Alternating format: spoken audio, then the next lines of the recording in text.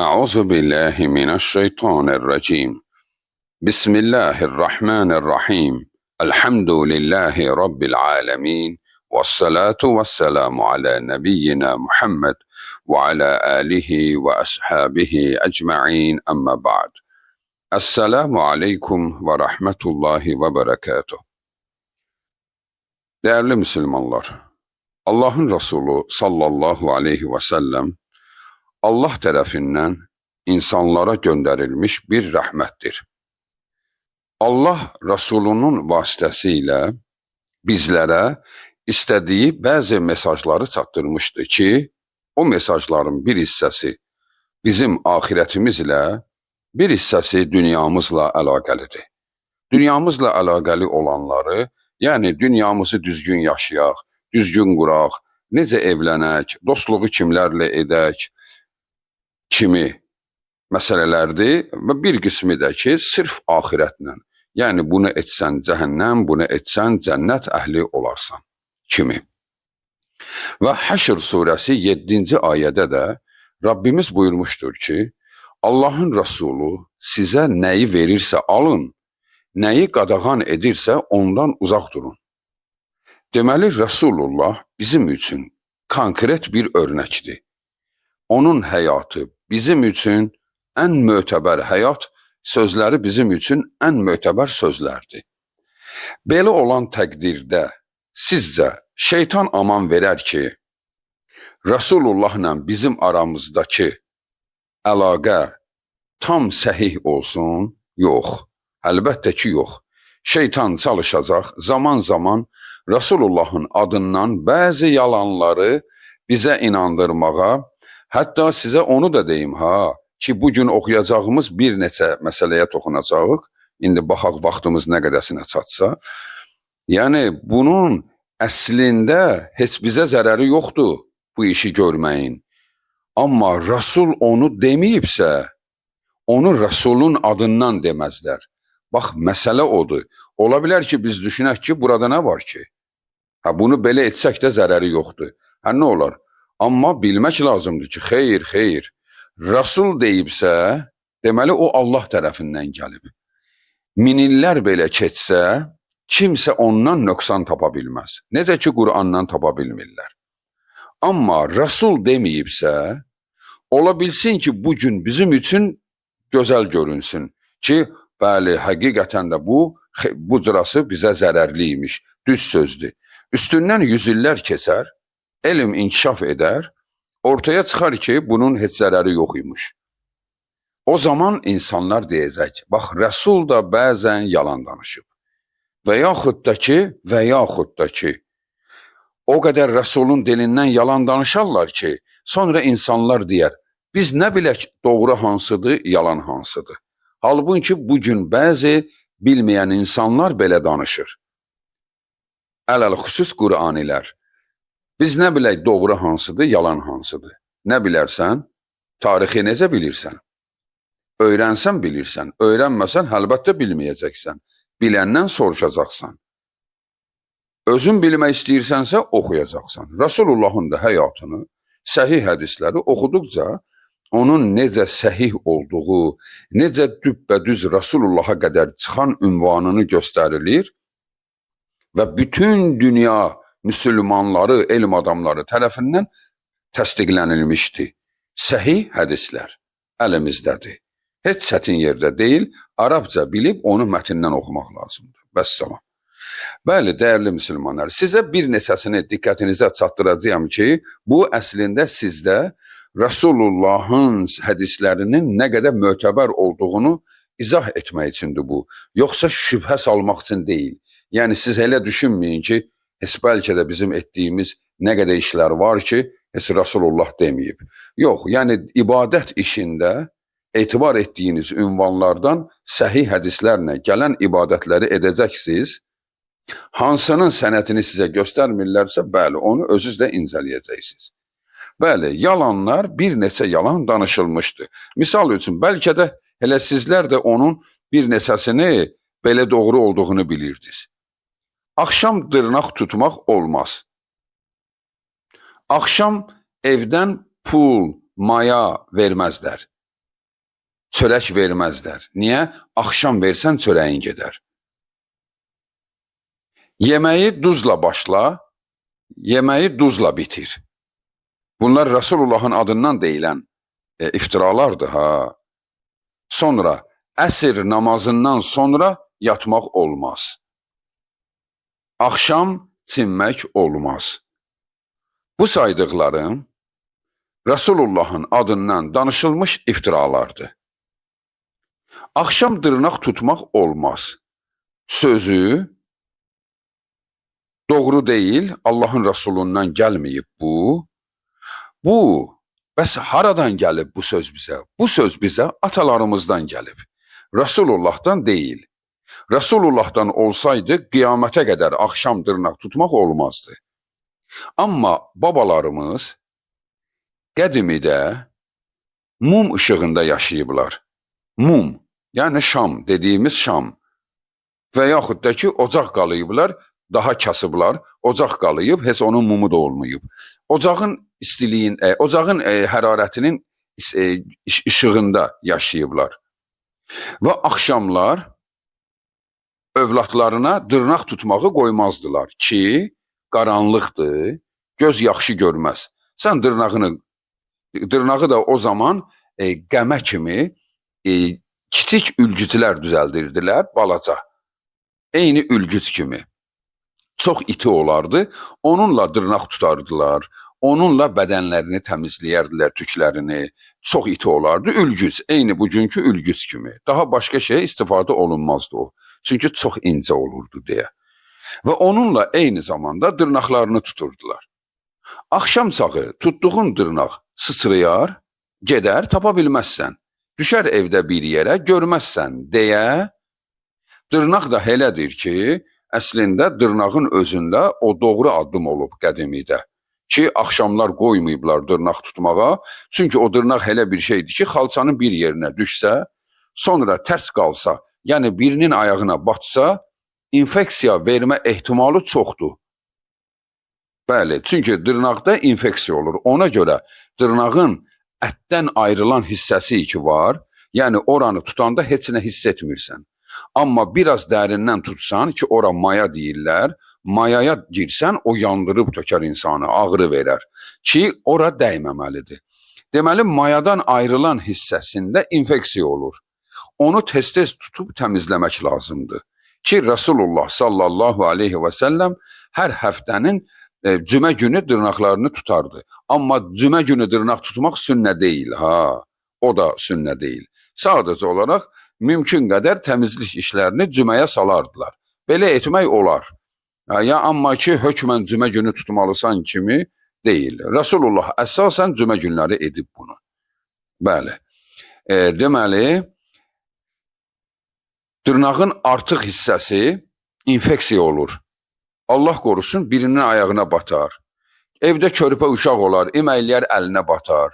Və yaxud da ki, bir yeməyə sıçraya bilər. Və bədənə gedib bağırsaqda bir yerə sancılsa, ora infeksiya verə bilər.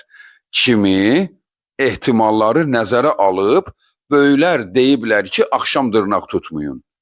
Artıq böyüklərin o sözünün zamanı bitdi. Çünki indi aləmlərin Rabbinə hamd olsun ki, texnika inkişaf edib və evlər çıllı-çırağbandır və işıqlıdır. Yəni artıq o hökm yoxdur. Çünki onu Allahın Resulü deməyib. Allahın Resulü desəydi, qiyamətə qədər hökm idi. Deməli, ata-baba deyib, ehtiyaclarına görə deyiblər. Bəli, deməli, dırnaq axşam tutmağın heç bir qəbahəti yoxdur. İşığı yandır, dırnağını tut. Bu arada onu da deyim, tutulan dırnaqların ən gözəli zibilliyə atılmaqdansa torpağa bastırılması tövsiyə olunandır. Bu da rayon yerlərində, kənd yerlərində yaşayanlara aiddir. Tutaq ki, birisi 20-ci mərtəbədə yaşayır, o haradan tapacaq bu şəraiti? O hələ zibilliyə getsə belə və yaxud da ki, çanağa getsə belə zərəri yoxdur, qoy getsin. Amma mümkün qədər, yəni bunu belə ediblər, bunun da əlaqələndirirlər bizim bədənimizin kodlarının bədənimizdən ayrılan hissədə olmasına görə deyirlər ki, yəni o sənin bədəninin bir hissəsidir. Allah Subhanahu taala necə ki bizə bədəni bastırmağı əmr edib öldükdə, bu da səndən ayrılan hissədir deyə artıq ölübsə onu bastırmaq ən gözəlidir. Bu tövsiyə olunandır, hökm deyil. Yəni şəhər şəraitində yaşayan insanlar hansı şəraitdə, misal üçün hamam şəraitində dırnaqlarını tutur və çanağa tökülür.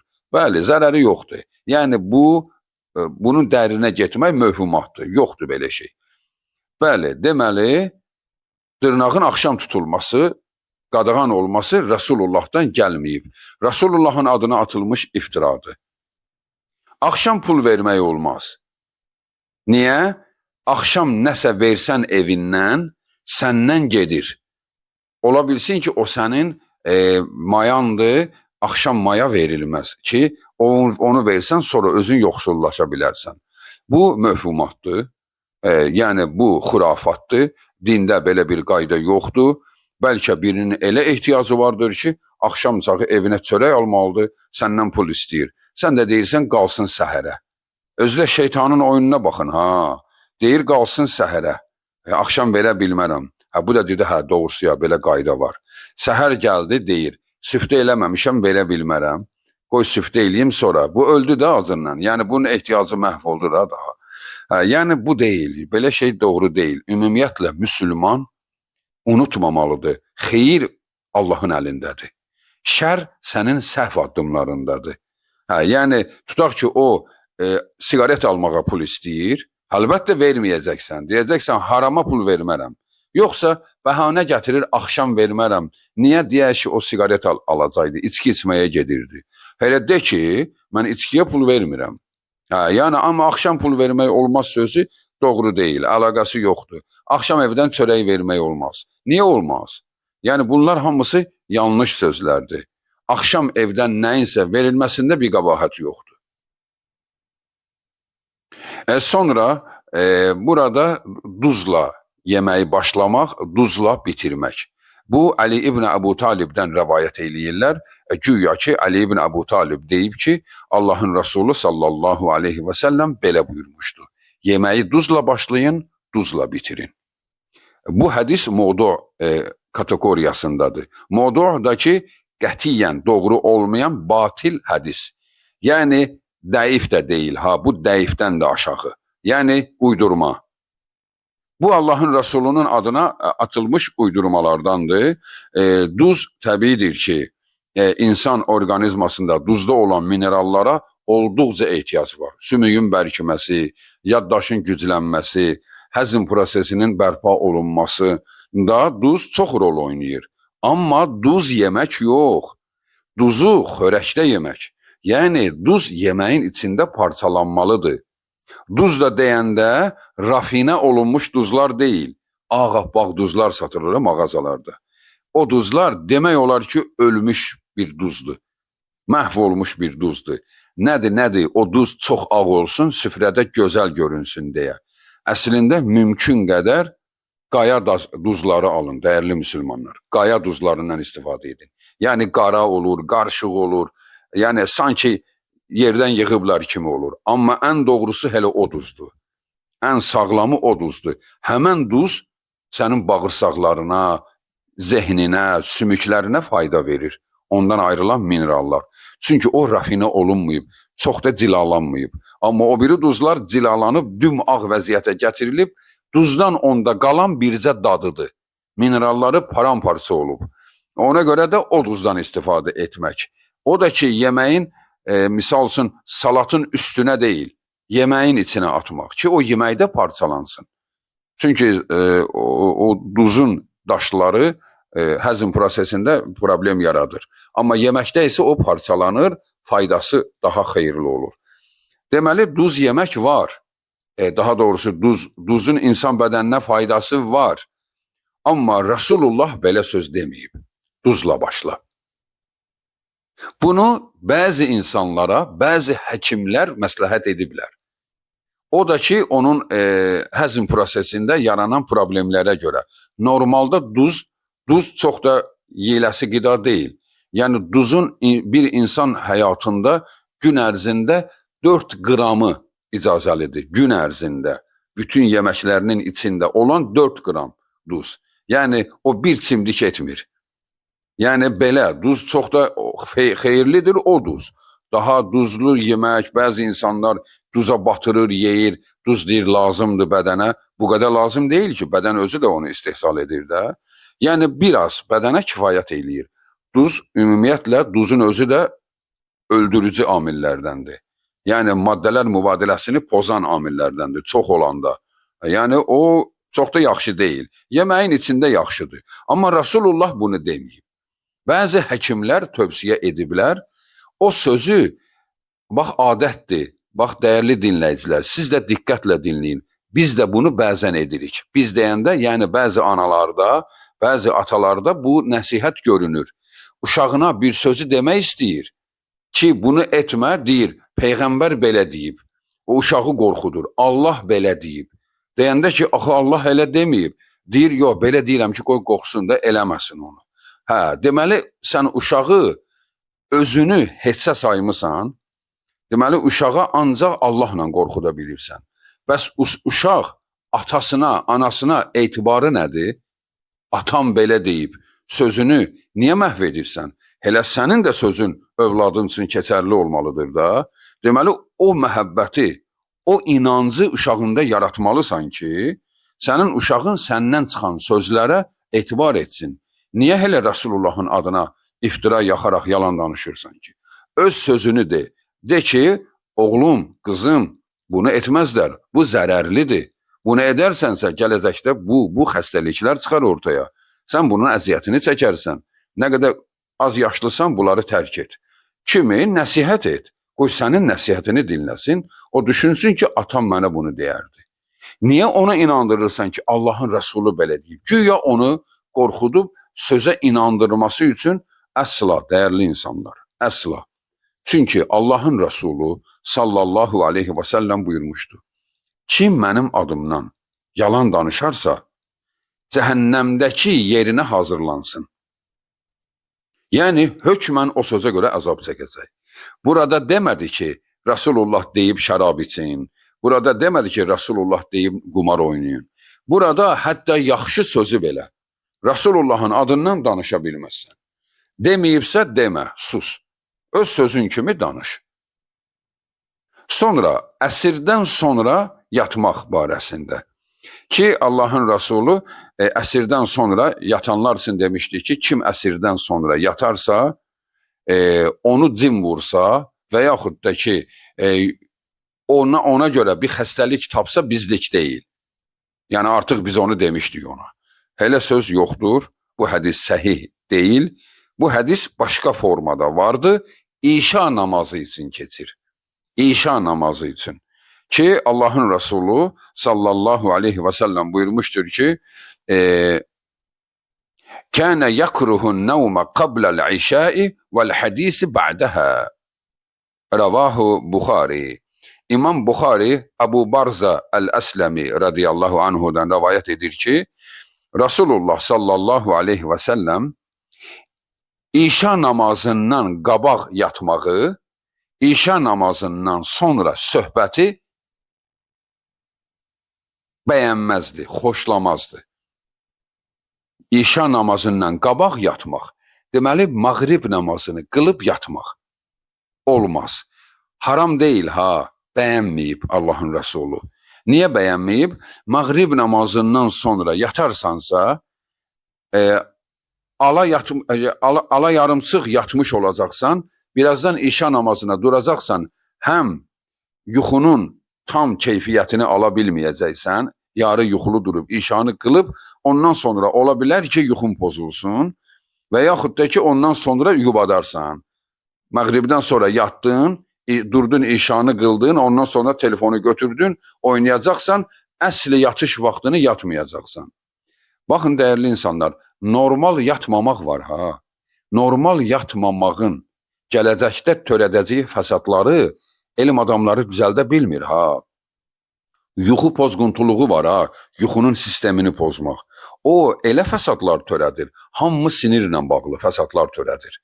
Sinirlə bağlı fəsadlar və sonra onu dərmanlarla düzəltmək olmur. Ona görə yuxuya çox önəm vermək lazımdır. Düzgün vaxtı yatmaq lazımdır və düzgün yatmaq lazımdır. Yatdıqda, uzandığın yerdə telefona baxmazlar. Çünki uzandıq yerdə olanda şüa yuxarıdan aşağı sürətlə gəlir deyə beyinə çox güclü təsir edir və beyin sinirlərini oyadır və sonra yuxu qaçır. Telefona hökmən oturaq yerdə baxmaq lazımdır. Yuxarıdan aşağıya.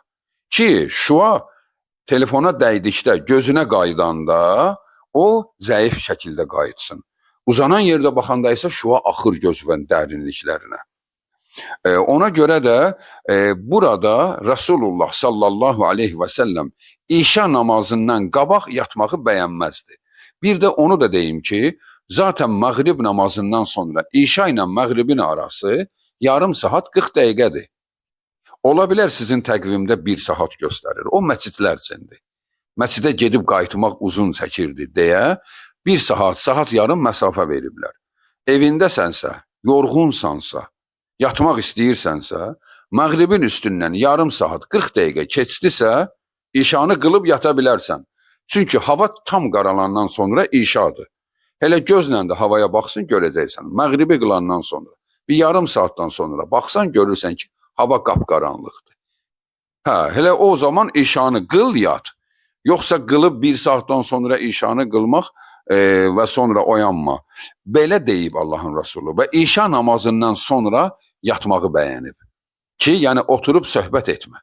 Yəni yat. İşadan sonra yat. Adın da, mənası da budur. İşa yatmaq deməkdir. İstirahət deməkdir Ərəbcə. İndi söz yox, əgər ciddi bir iş çıxıb qonaq getməli oldun və yaxud da ki, dostlarınla yığışıb Allahı zikr edəcəksiniz. Yəni bunun zərəri yoxdur. Ola bilər. Sadəcə olaraq bəyənməyib. Yəni yaxşı addım deyil. Yaxşısı İşadan sonra yatmaqdır və salam, bura qədər. Daha haramdır, qadağandır deyil. Rasulullah əsrdən sonra yatmağı qadağan etməyib. Və bunu bizlər bəzən özümüz də bu xətaya düşmüşdük. Bir zaman bunu səhih bilirdik və sonra hədis incələndi və sübut olundu ki, bu şəkildə hədis yoxdur. Bəli, deməli, əsrdən sonra yatmaq icazəlidir. Deməli, bəzi psixoloqlar, psixiatrlər bunu tövsiyə edirlər ki, əsrdən sonra yatma və düppədüzdə deyirlər. Hədis deyil, Allahın Rasulü deməyib.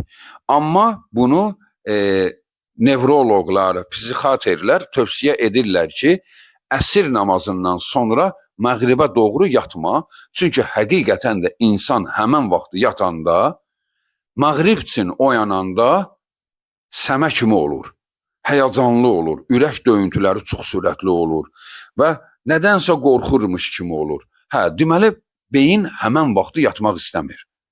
Beyni həmən vaxtı yatızdırmazlar. Çünki beyində həyəcan yaranır. Nəsə bir proses gedir həmən vaxtı.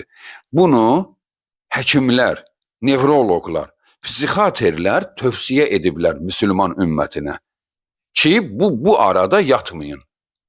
İnsanlar isə bunun gerçək olduğunu görüb və bunu Allahın Rəsulunun adına bağlayıblar ki, qoy cəmaət buna inansın, bu vaxtı yatmasın. Çünki pis olur adam. Halbuki xeyr. Rasulullah deməyib və tövsiyə olunur ki, əsrdən sonra yatmayasan. Tövsiyə olunur, amma hədis deyil. Bunun bu olduğunu inanaq və bilək. Və sonra burada axşam çinmək. Axşam çinməyi Allahın Rasulü qadağan edibdir sözü də doğru deyil və bu tamamilə yanlışdır. Çünki insanlar adətən evinə axşam toplanır, axşam yığılır. Tutaq ki, axşam evinə gələn ailə münasibətində bu etirazlarının olduğu zamanda, yəni bunun axşam çinməyəcək də, bəs bunu nə zamana salmalıdır ki? Yəni axşam çinmək olmaz sözü qəti doğru deyil. Bu da tövsiyə xarakterli ola bilər. Kiməsə deyəsən ki, çimib yatma. Çünki ola bilsin, yəni bu tövsiyə kimi. Rasulullah deməyib. Tövsiyə kimi, çünki misal üçün, qadın da saçları çoxdur. Çimir, saçları yaş, yatır. Və ələl-xüsus qadınlarımızın ən böyük problemlərindən biridir. Saçlarını hamamdan sonra bürüyüb, bir şeyə bağlayıb, qapalı saxlayırlar və deyirlər, qoy qurusun. Bu tamamilə yanlış sözdür. Sən onu qapamısan, o necə quruyacaq ki? Qurudan küləkdir. Hə, sən suyunu almaq istəyirsənsə, bəli, bu doğrudur. Yəni başını bağladın, 3 dəqiqə, 2 dəqiqə müddətindəki suyu çəkilsin, sonra aç. Yəni daha onu yarım saat belə saxlamaq, siz bilin ki, kim bu adəti edirsə, miqrenin yaranma ehtimalı, qarmaritin yaranma ehtimalı, baş ağrılarında, başda hansısa kiçik bir kaprilyarın sıradan çıxması an məsələsidir. Öz başına problem açacaqsan. Bu adəti tərk etmək lazımdır. Saçları açıq saxlayın ki, açıq qurusun. Yəni bir suyunu qurut və salam, yəni su damlanmasın. Ondan sonra açıq havada qurunmalıdır. Kimlər də fendən istifadə edirsə, o sağlam qurumaq deyil, şəraitinə görə bəlkə də fenlə qurumasa çox gec quruyacaq, xəstələnmə ehtimalı varsa da, buna məcbur qalsa, feni o qədər uzaqdan tutmalıdır ki, onun küləyi, istiliyi ona dəysin. Daha feni baş dərisinə dayayıb, istiliyi vurub damarı zədələmək olmaz. O da zərərlidir. Çox yaxın olanda baş damarları fenin istiliyindən bir yandan fenin istiliyi dəyir, sən sonra feni əks tərəfə çəkəndə ora suyun soyuqluğu dəyir. Beləcə damar isti soyuq olur və xəstəlik yaranır. Yəni feni uzaqdan tutub biraz küləyi ona dəysin, bu şəkildə etmək daha gözəldir. Deməli, axşam çimmə sözü tövsiyədir. Rasulullahın da deyil. Mənim, sənin və digərlərinin tövsiyəmizdir ki, yəni çimib bu şəkildə yatmayın. Yox, qurudub yata biləcəksənsə, çim və qurun və yat. Və heç bir problemi yoxdur. Yəni bunun Allahın Resulü deməmişdi. Belə dəyərli müsəlmanlar, Rasulullahın adından deyilmiş bəzi məsələlərə toxundu və bu bir neçə də belə vardır. Yəni əsasən, yəni önümüzdə olan, aramızda çox istifadə olunan bəzi yalanlar barəsində sizə məlumat verildi. Allahın Resulündən nəyi eşitdinizsə, onun ardınca onun dəlilini incələyin və soruşun. Onun dəlili nədir? Qoy qaynağını deyilsin sizə. Vəssalamu aleykum və rəhmətullahi və bərəkatuh.